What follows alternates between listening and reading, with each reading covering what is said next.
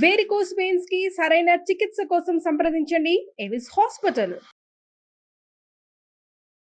నమస్తే రమ్ గారు. నమస్తే జయ.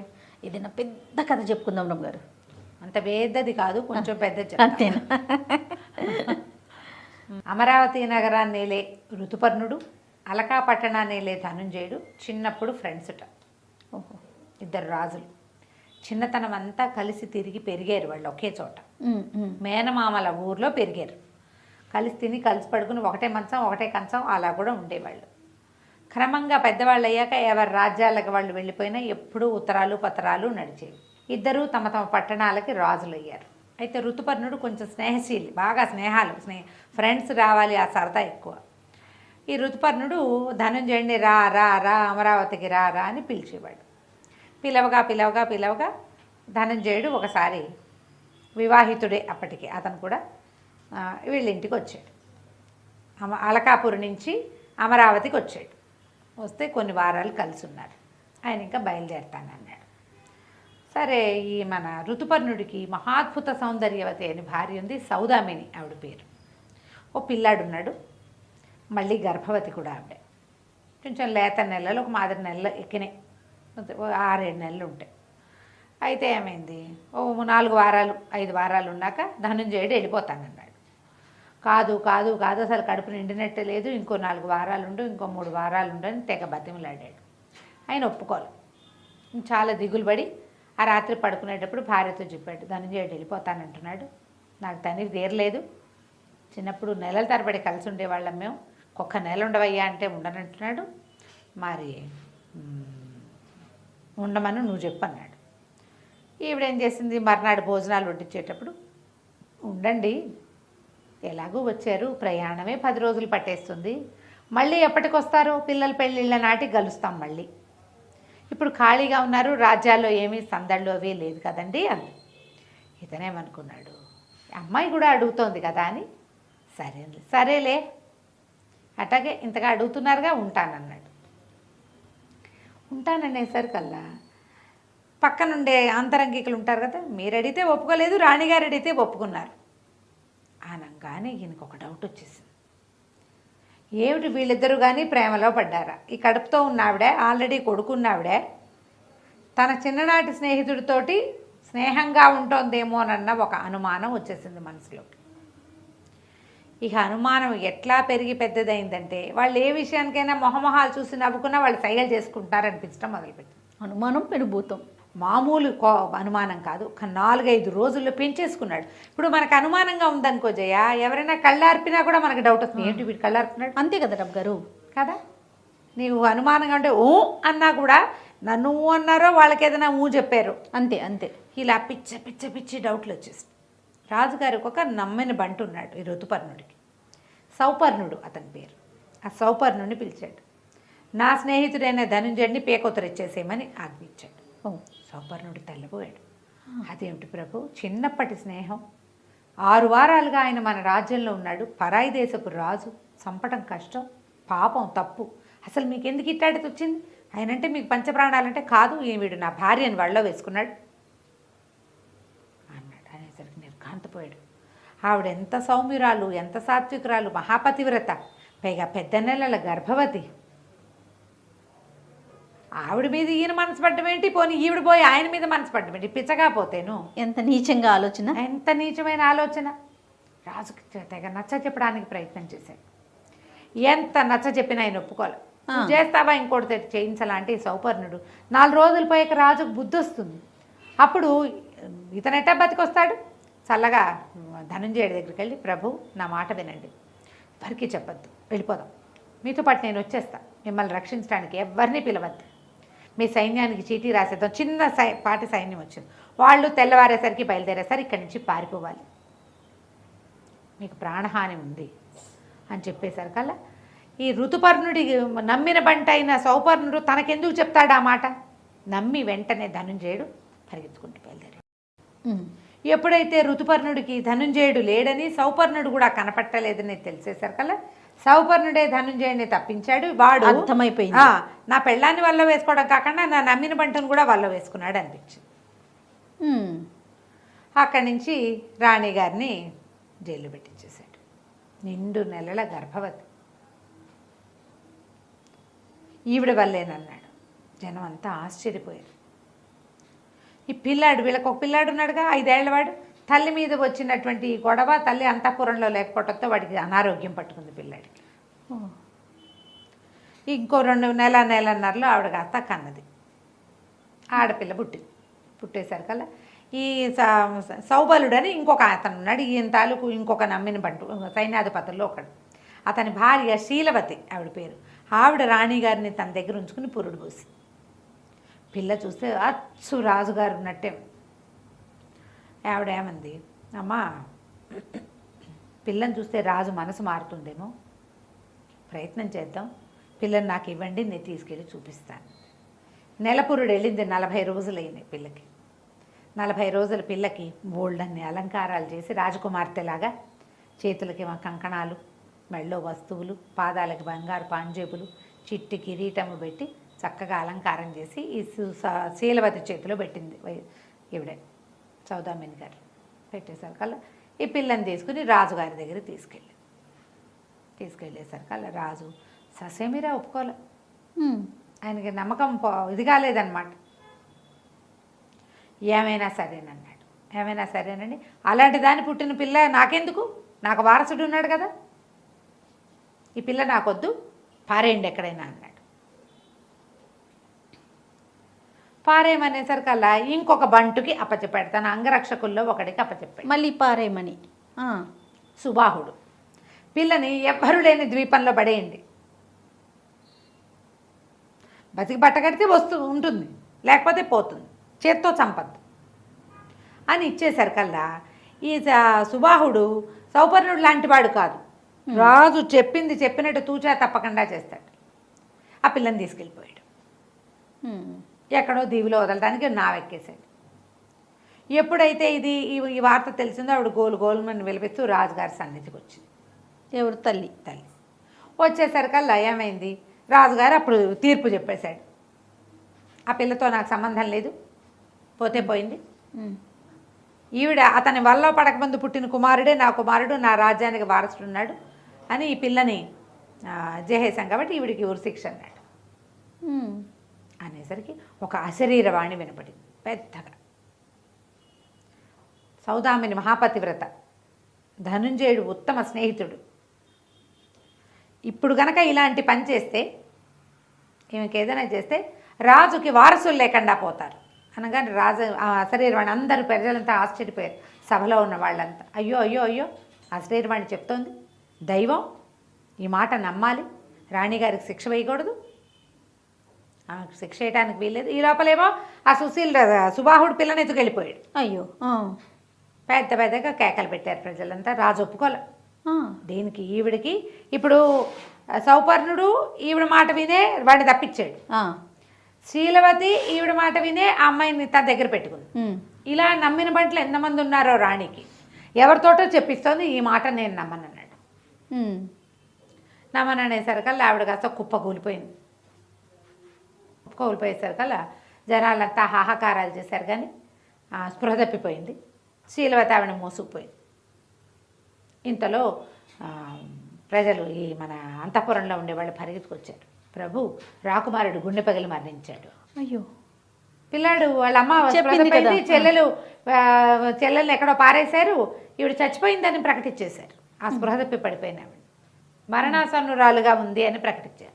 పిల్లాడు అమ్మ తల్లి లేదన్నాక వార్త వినేసరికల్లా వాడు పెద్దగా ఏడ్చి స్పృహ తప్పిపోయి చనిపోయాడు పిల్లాడు. ఇప్పుడు ఏం చేశాడు ఈయన, వారసురాలుగా ఉండవలసిన పిల్లని అక్కడెక్కడో బడేయించాడు. ఈవిడేమో చచ్చిన దానిలాగా ఉంది, చచ్చిపోయిందో ఏమైందో, పిల్లవాడు పోయాడు. అంటే అశరీరవాణి నిజమేనమాట. నన్ను అనుమాన పిశాచం ఆవరించింది. ఆ అశరీరవాణి కూడా చెప్పింది, రాజుకి అనుమాన పిశాచం ఆవహించింది, అనుమానంతో ఇంత పనిచేశాడు. అతనికి ఏది తెలీదు, అతను ఏది చూడలేదు. సౌదామిని ఉత్తమ స్త్రీ, ధనుంజయుడు ఉత్తమ పురుషుడు, అసలు అవ్వకూడదు అట్లా. ఇతను ఒప్పుకోలే, కాదన్నాడు. కానీ ఇప్పుడు ఏమైంది, పిల్లవాడు మరణించేసరికి అశరీరవాణిని ఒప్పుకోవాల్సి వచ్చింది. పిల్ల ఏమైపోయిందో. ఈ లోపల శీలవతి ఏం చేసింది, శవాన్ని ఈవిడే పడిపోయిన ఆవిడని మోసుపోయింది, ఇంటికి మోసుపోయి రాణిగారు మరణించిందని ప్రకటించేసింది. ఇప్పుడు ఈయనకి రాణి పోయింది, కొడుకు పోయాడు, పిల్ల ఏమైపోయిందో. ఈ సుబాహుడు ఏం చేశాడు, ఏమైందో చూడాలి పిల్లని మోసుకెళ్ళాడు. తీసుకుపోయాడు వాడు, తీసుకుపోయి ఎక్కడో ఏదో పడవెక్కేశాడు. ఏదో ద్వీపానికి తీసుకెళ్ళాడు. ఆ ద్వీపంలో ఒక చిన్నది సుమారైన ద్వీపం, ఏవో చెట్లు గిట్లు ఉన్నాయి, కొన్ని జంతుజాలాలు ఉన్నాయి. ఎప్పుడైనా పడవ వాళ్ళు చేపలు పట్టడానికి వస్తారు తప్ప ఇంకా అక్కడ ఏమీ లేదు. పిల్లని వదిలిపెట్టి అతను మళ్ళీ పడవెక్కడానికి వస్తుంటే ఆ అడవి వైపు నుంచి వస్తున్న ఒక ఎలుగుబంటి ఇతని మీద పడింది. సుబాహుడు చచ్చిపోయాడు. అయ్యయ్యో. రాజుగారు సుబాహుడు తిరిగి వస్తాడు, ఎక్కడ వదిలిపెట్టాడు అడుగుతాము. చెప్తాడు, వెళ్ళి పిల్లని తెచ్చుకోవచ్చు అనుకున్నాడు. లేడు. ఇంతలో ఏమైంది, ఈ ఎలుగుబంటి అటు ఇటు చూస్తుంది కానీ పిల్ల నిద్రపోతుంది. అది కెవ్వమని ఏడిచుంటే ఎవరో ఉన్నారని ఎలుగుబంటి దాని మీదకి వచ్చును. సరే, ఆ చచ్చిపోయిన వాడిని అక్కడ బారేసి ఎలుగుబంటి దాని దారిని వెళ్ళిపోయింది. అయితే ఆ సమయానికి మాధవుడు అనే ఒక జాలరి పూర్తిగా జాలరితనం కూడా కాదు, అతను గొల్లవాడు. ఏమి పంటలు అవి ఇబ్బందిగా ఉండి ఏం చేశాడట, 4 చేపలు పట్టుకోవడం కోసం చిన్న డింగి వేసుకుని ఇటు వచ్చాడు. గొల్లలు వాళ్ళది ఏవో గొడ్లు ఉన్నాయి కానీ పాలున్న రోజులు కావు. ఆ రోజుల్లో ఉన్న 3-4 గొడ్లు ఈయన మోపు మీద ఉంటుంటే అప్పుడు పాలు ఉండవు కదా. అందుకని చేపలు పట్టుకుందాము, కనీసం ఇంట్లో తిండికైనా ఉంటాయి, కొన్ని ఎండు చేపలు పెట్టుకో. సో ఇట్లా ఆలోచనతో వచ్చాడు. వచ్చేసరికల్లా ఇది తెలుగుబంటి పోయింది, వాడు చచ్చిపోయి పడి ఉన్నాడు. మరి చంటి పిల్ల ఏడవటం మొదలుపెట్టి, అయ్యో ఎవరో పిల్ల ఏడుస్తుంది, ఏమైందో అని ఆ డింగి మీద వచ్చిన వాడు డింగి పక్కన పట్టేసి పరిగెత్తుకొస్తే పిల్ల పట్టుబట్టలో చుట్టుంది. దానికి ఒక పట్టు లంగా, చిట్టి జాకెట్టు, పసిబిడ్డ, దానికి ఎన్ని నగలున్నాయో. నిర్కాంతిపోయాడు. ఓ నాయనో, నగ పిల్ల ఎంత బాగా దొరికింది, ఈ నగలతో మన జీవితం వెళ్ళిపోతుంది కదా. అక్కడి నుంచి పిల్లని రుచుకుని చేత్తో వస్తుంటే సుబాహుడు కనిపించాడు చనిపోయి. ఇతను ఏం చేశాడు, ఓహో వీడే ఈ పిల్లని తెచ్చాడు, తతిమా వాళ్ళంతా ఎటుపోయారో అని వాడి ఒంటి మీద నగలు కూడా ఒలుచుకున్నాడు. అతనికి కూడా ఉంటాయి కదా సుబాహుడు, కడియాలు, తర్వాత కాళ్ళ కడియాలు ఉంటాయి, చేతి కడియాలు ఉంటాయి, మెళ్ళో ఏదో హారం ఉంది, చెవులకు పోగులు, ఇవన్నీ ఒలుచుకుని ఈ చంటి పిల్లని ఎత్తుకుని డింగి వేసుకుని ఇంటికి వెళ్ళిపోయాడు. ఇతని భార్య, వాళ్ళకి పిల్లలు లేరు, ఇంకా కలకపోయేసరికల్లా భార్యతో అన్నాడు, ఏమే చూడంత చక్కగా దొరికిందో, చందమామల్లే ఉంది పిల్ల, రాజకుమార్తె ఎవరితో, ఎందుకంటే పడిపోయిన వాడికి అంగరక్షక లక్షణాలు ఉన్నాయి, వాడు పెద్ద ఆజానుబాహు, మామూలుగా ఇంకొకడైతే దొరికేవాడు కాదు, మనిషికైతే దొరికేవాడు కాదు. అదాటను మీద పడేసరికల్లా ఆ ఎలుగుబంటిని తప్పుకోలేకపోయాడు.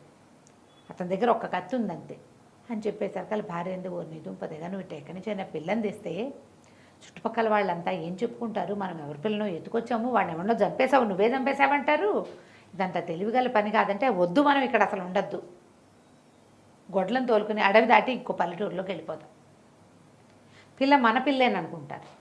మనం ఉన్న 4 గొడ్లతోటి దీని నగల్లో ఓ నగ అమ్మితే మన జీవితం వెళ్ళిపోతుంది. శుభ్రంగా పిల్లని పెంచుకుందాం, మనకి చంటి పిల్ల పాలనా దొరుకుతుంది, డబ్బు దొరుకుతుంది అనేసరికి బాగుందిగా. సాయంకాలానికల్లా గొడ్లు తోలుకుని అసలు ఈ పిల్ల ఉందన్న వాసన కూడా ఎవరికి రానివ్వకుండా వెళ్ళిపోయారు.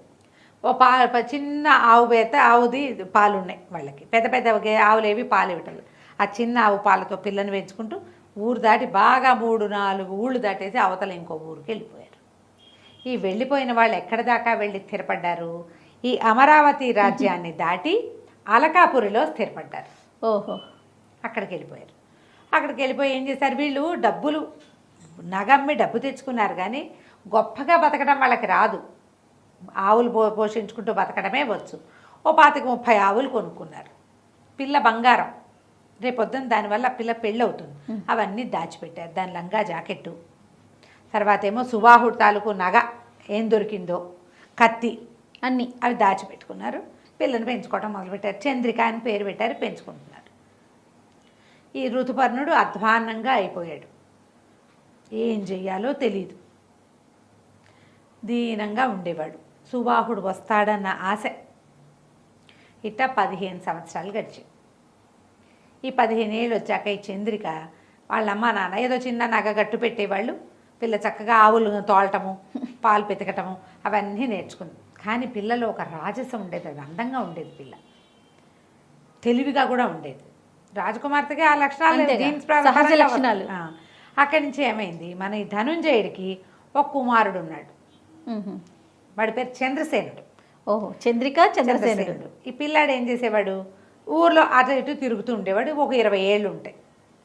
ఇంచుమించుగా చనిపోయిన ఋతుపర్ణుడి కుమారుడి వయసు వాడు. కాస్త ఒక సంవత్సరం అటు ఇటుగా. అయితే ఏమైంది, ఆ పిల్లాడు ఒకసారి ఈ ఆవులు ఇవి తిరుగుతున్న చోటకి వచ్చి ఒక జాతర లాంటిది జరుగుతుంటే ఈ చంద్రికని చూశాడు. చూసి ఆ పిల్ల కోసం ఎంతసేపు వచ్చేవాడు. 15-16 ఏళ్ల పిల్ల, ఓ 20 ఏళ్ల పిల్లాడు వచ్చేవాడు ఏం చేశాడు, నేను ధనుంజయుడి కుమారుడిని అని చెప్పేవాడు కాదు. కానీ ఎంతసేపు వాళ్ళు ఉన్న పల్లె వైపుకే వెళ్ళేవాడు. ఆ పిల్ల బీట్లో ఆవులను మేపుతుంటే దాని వెనకాల పడి తిరిగేవాడు. ఏదో ఫ్లూటు గీటు వాయించేవాడు. దాని వెనకాల తిరుగుతుంటే వీళ్ళేమనుకున్నారు, పిల్లాడు బాగున్నాడు, రాజుగారు అబ్బాయిని ఎందుకు వస్తుంది, వాడు సింపుల్గా బట్టలు వేసుకుని వచ్చేవాడు. పిల్ల కూడా ఇతనితోటి కొంచెం సరదా పడి ముచ్చటగా ఉండేది. పిల్లాడు ఈడు జోడుగా ఉన్నారు. పేర్లు కూడా కుదిరినాయి. చంద్రసేనుడు చక్కటి పేరు అనుకుని ఏ రాచగొల్లల పిల్లవాడో అనుకున్నారు. చంద్రసేనుడు అనగానే కొంచెము కాస్త పెద్ద పేరుగా తోస్తోంది. అబ్బాయి ఏమో వీళ్ళతో పాటే ఉండేవాడు. వాడు కూడా ఓ 2 ఆవులు తోలుకుంటూ ఉండేవాడు సరదాగా. సరే రోజులు గడుస్తూ ఉంటే మనకి రాజుగారి దగ్గర ఋతుపర్ణుడి దగ్గర నుంచి వచ్చినటువంటి సౌపర్ణుడు వీళ్ళ దగ్గరే ఉన్నాడు. కుర్రాడు ఎంతసేపు పల్లెల వైపే వెళ్తున్నాడని కనిపెట్టి రాజుకు చెప్పాడు. దేనికోసం అటు వెళ్తున్నాడు అని ఫ్రెండ్స్ని వీళ్ళని వాకప్ చేస్తే ఎవరితో పిల్ల కోసం వెళ్తున్నాడు. సరే ఈసారి ఈ పిల్లాన్ని అనుసరిద్దాం అనుకున్నారు. రాజు సౌపర్ణుడు ఇద్దరు మారు వేషాలు వేసుకుని గడ్డాలు మీసాలు పెట్టుకుని ఈ కుర్రాడు వెళ్తున్న వైపుకి వెళ్ళారు. ఆ రోజున ఏమిటట, అక్కడ ఒక పెద్ద జాతర లాంటిది జరుగుతుంది. పిల్ల తిరుగుతోంది. ఆ పిల్ల వెనకాల పడి వీడు తిరుగుతూ కనపడేసరికల్లా ఏమిటో ఎవరో అమ్మాయి భలే బాగుంది, చక్కగా ఉంది, ఎక్కడదో ఇంత చక్కటి పిల్లకి గాజులు అవి కొనిపెట్టద్దు అన్నాడు. అనేసరికి అమ్మాయి గాజులు కాసిపడే రకం కాదండి, గాజులు కాసిపడే రకం కాదు, అలాంటి సరదాలు ఏమి ఉండవు అమ్మాయికి అన్నాడు. అనేసరికల్లా ఈ లోపల ఏమైంది, ఆ మాధవుడు ఈ పిల్లతన్ని పెంచుకుంటున్న గొల్ల ఆయన ఉన్నాడు కదా, ఆయన అటు వచ్చి ఎవరు బాబు, ఏ ఊరు బాబు అని వీళ్ళని పలకరిస్తే ఏదో మాట మీద కుర్రాడు ఎవరో పిల్ల వెనకాల తిరుగుతుంటే ఏమిటని వాకప్ చేస్తున్నామంటే, అయ్యో పిల్ల మా పిల్లేనండి వీళ్ళు చెప్పారు. ఇతను చెప్పాడు, మా పిల్లే, ఈ పై ఏమి నష్టపోడలేండి, గొల్ల పిల్లని చేసుకుని పిల్ల దగ్గర వీళ్ళకి బోళ్ళంతా నగ్గట్టుంది, బోళ్ళంతా బంగారం ఉంది దానికి, ఈ అబ్బాయికి ఏమి నష్టం లేదు, బొడ్డు గోదా ఉంది, నాకు ఒక్కతే పిల్ల అన్నాడు. అనేసరికి వీళ్ళు గొడ్డు మండిపోయింది. ఇతను నేను గొల్ల యాదవులం మేమని క్లియర్గా చెప్పాడు. గొడ్డు గోదా ఉన్న ఇల్లు, పిల్లకి బంగారం ఉందనేసరికల్లా వీళ్ళు ఏం చేశారు, రాజుగారు ఆ చంద్రసేనుడి దగ్గరికి వెళ్ళాడు. కొడుకు దగ్గరికి వెళ్ళి ఏమిటో అంటే, అవునండి వివాహం చేసుకుంటాను, ఈ అమ్మాయే కావాలి నాకు అనగానే రాజుగారు చొక్కా పుచ్చుకున్నాడు కొడుకుని. అవురవరా రాకుమారుడు, ఈ రాజ్యానికి ఉత్తరాధికారివి, గొల్లపిల్లని చేసుకుంటావా నువ్వు అన్నాడు. అనేసరికల్లా అబ్బాయి గింజుకోపోయాడు. ఆయనేమో గడ్డం తీసేశాడు, బిగ్గులు పెట్టుకొచ్చాడు కదా, పదాన్ని అంతు చూస్తాం అని చెప్పేసి ఆయన లాక్కెళ్ళిపోయాడు. ఆ పిల్లాడేమో విదిలించుకున్నాడు. కాదు నేను ప్రేమించాను అది ఇది అంటే, నువ్వు ఏమైనా చెయ్యి, ఉండి ఇక్కడే, కానీ నువ్వు చచ్చినా అమ్మాయిని పెళ్లి చేసుకోవడానికి వీలు లేదు. అయ్యో సౌపర్ణుడు అన్నాడు, ఇక్కడ గొడవ అయిపోతుంది ప్రభు, మీ మీద మాట వచ్చేస్తుంది, పదండి వెళ్ళిపోదాం. రాకుమారుడు ఇంటికి రాకేం చేస్తాడు, ఏమీ లేని పిల్లాడికి వాళ్ళు మాత్రం పిల్లని ఎందుకు ఇస్తారు, పదండి అని చెప్పేసి తీసుకుపోయాడు. రాజుగారిని లాక్కెళ్ళిపోయాడు. గొడవగా ఏదో మాటలు జరుగుతుంటే అది అక్కడెక్కడో వేసిన కాయలు కొట్టిన పిల్ల వెనక్కి తిరిగి వచ్చేసరికి రాజకుమారుడిని చూసి, ఏమండి ఈ గొల్లలు అయితే తక్కువ, రాజుగారి మీద ఓ ఎండా, గొల్లాడి మీద ఇంకో ఎండా కాస్తుందా, మా మీద కాసే ఎండా ఆయన మీదే కాస్తుంది, మాకు దాంతోటే పండుతుంది, ఆయనకి దాంతోటే పండాలి, గొల్లలవని నన్ను పెళ్లి చేసుకోవడం మానేస్తానంటే నువ్వు అసలు నాకు వద్దు, మేము సాటి వాళ్ళం కాదు అని మీరు అనుకునేటట్టయితే వెళ్ళిపో, నువ్వు నాకు నీతో పెళ్ళే అక్కర్లేదు, నువ్వు అక్కర్లేదు, మేము మనుషులం కామా, కులం ఆ ప్రధానం గుణం కాదా, మేము నీ కులం అడిగామా, మా నాన్న అడిగాడా, నేను అడిగానా, వెళ్ళు నువ్వు ఇక్కడి నుంచి అనేసి. రాకుమార్తె కదా, అమ్మాయి ఆభిజాత్యాన్ని తగ్గించుకోవడం అమ్మాయి వల్ల కాదు. అక్కడి నుంచి ఇంటికి వెళ్ళిపోయాడు. ఏమై వద్దంటుంటే ఏం చేస్తాడు, కానీ ఇంటికి వెళ్ళి బిక్కమొహం వేసుకుని కూర్చుని ఉన్నాడు. సరే ఈ సౌపర్ణుడు ఏమనుకున్నాడు, కాస్త బాగా ఆలోచించి, అబ్బాయి అట్లా కాదు, ఓ పని చేద్దాం, మీ నాన్న ఒప్పుకుంటాడు, పిల్లని చూస్తే మంచి ఆభిజాత్యం కలిగిన పిల్లలాగా ఉంది, మరి నువ్వు వాళ్ళ కుటుంబంతో పాటు వెళ్ళిపో, నీకు అమ్మాయి నచ్చింది, ఆ పిల్లని ప్రేమించావు, పెళ్లి చేసుకుంటానంటున్నావు కాబట్టి, అమరావతి రాజ్యంలో కుల విచక్షణ లేదు, మీరు వీళ్ళ కుటుంబంతో సహా వాళ్ళ సొంత రాజ్యం ఏదో అక్కడికి తీసుకెళ్ళిపో, వెళ్ళిపోతే అక్కడ వివాహం చేసుకుందు. కానీ వివాహం అయిపోయాక మీ నాన్న ఏమంటాడు, ఇక్కడ కుల విచక్షణ ఉంది, ఇక్కడ ఎవరు వీళ్ళకి పెళ్లి చేయరు. ఓహో. వీళ్ళకి పెళ్లి చేయడానికి పురోహితుడు దొరకడు, వాళ్ళు ఒప్పుకోరు. మ్మ్. ఇక్కడ ఉంది ఈ రాజ్యం పట్టింపు ఇది, అక్కడ లేదు అట్లా. రాజు ఇతరుల అంటే ఈ ప్రజల తాలూకు వివాహాది వ్యవహారాల్లో కలగజేసుకోడు, రాచరికంలో ఆ పందా లేదు అక్కడ, ఇక్కడ ఉన్నది మ్మ్. అనేసరికల్లా సరే చంద్రసేనుడు ఏం చేశాడు, మళ్ళీ వాళ్ళ ఇంటికి వెళ్ళి మాధవుడి దగ్గరికి వెళ్ళి బతిమలాడి, పిల్లని నీతో పాటు వచ్చేస్తాను, మీ 50 ఏళ్ళ ఆలమందలు మొత్తం తోలుకొని వెళ్ళిపోదాం. ఇలాగా మైగ్రేట్ అవ్వటం ఆ రోజుల్లో ఉంది. అట్లాగే అతను మైగ్రేట్ అయ్యి ఇక్కడికి వచ్చాడు. అవును. ఇక్కడి నుంచి వెళ్ళొచ్చు కదా. సరే ఆ మొత్తం సమాజం అంతా వెళ్ళిపోయారు వీళ్ళు. 2 పూటలు చంద్రసేనుడు కనపడకపోయేసరికల్లా రాజుగారు ప్రశ్నించాడు, ఏడి పిల్లవాడు ఏడి అని అడిగేసరికల్లా సరే ఇది జరిగింది. ఇప్పుడు ధనంజయుడు కొడుకుని తెచ్చుకోవడం కోసం అమరావతికి వెళ్ళాలి. ఆ, వెళ్తే అక్కడ పరిస్థితి ఏంటో తెలియదు. అంతేగా. అక్కడి నుంచి ఇంకేం చేస్తారు, సౌపర్ణుడు అన్నాడు పర్వాలేదు ప్రభు, మారువేషాల్లో అయినా వెళ్దాం, అక్కడికి వెళ్దాం పదండి అన్నాడు. బయలుదేరారు. సరే వీళ్ళతో పాటు సౌపర్ణుడు కూడా వెళ్ళిపోయాడు, రాజును చూడాలని ఉంది అతనికి, ఎన్ని సంవత్సరాలు అయింది కదా. అయ్యేసరికల్లా ఈసారి ఋతుపర్ణుడు కూడా మరి మన ధనుంజయుడు కూడా ఆ రాజ్యానికి బయలుదేరాడు. ఈ మాధవుడు ఏం చేశాడు, పిల్ల తాలూకు నగ నాణ్యం అన్నీ తీసుకొచ్చుకున్నాడు తనతోటి. మరి మైగ్రేట్ అయిపోతున్నారు తను, అన్నీ తీసుకొచ్చేసాడు. తీసుకొచ్చి వీళ్ళు ఊరు చేరిన తర్వాత ఈ ఊరు చేరాక వివాహం చేసేసారు. రాజుగారి దగ్గర ప్రింట్ వేయించుకోవాలి, ఓ అక్కడ పద్ధతి అనమాట, రిజిస్ట్రేషన్. ఆ, రాజుగారి దగ్గర తీసుకుపోయారు, పెళ్లి కూతుర్ని పెళ్లి పెళ్లి కొడుకుని తీసుకుపోయారు. ఈ మాధవుడు కూడా వెళ్ళాడు. వెళ్ళి అయ్యా నేను గొల్లవాడినే కానీ మేము గొల్లలము, మా పిల్ల కాదండి, నాకు దొరికింది ఫలానా దేవిలో, ఇగో ఈ నగతో దొరికింది, నేను పెంచుకున్నాను, ఏ జాతి పిల్లో తెలీదు, కానీ క్షత్రియుల పిల్ల అవ్వడానికి అవకాశం ఉంది అనేసరికల్లా ఆ నగలు చూసేసరికల్లా ఆయన గుర్తుపెట్టాడు. అవన్నీ తన భార్య నగలు.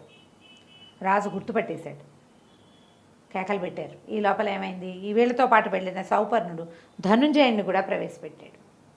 ఇతను పరిగెత్తుకుంటూ ఋతుపర్ణుడు సింహాసనం దిగేసి వెళ్ళి తన స్నేహితుడిని కౌగిలించుకున్నాడు.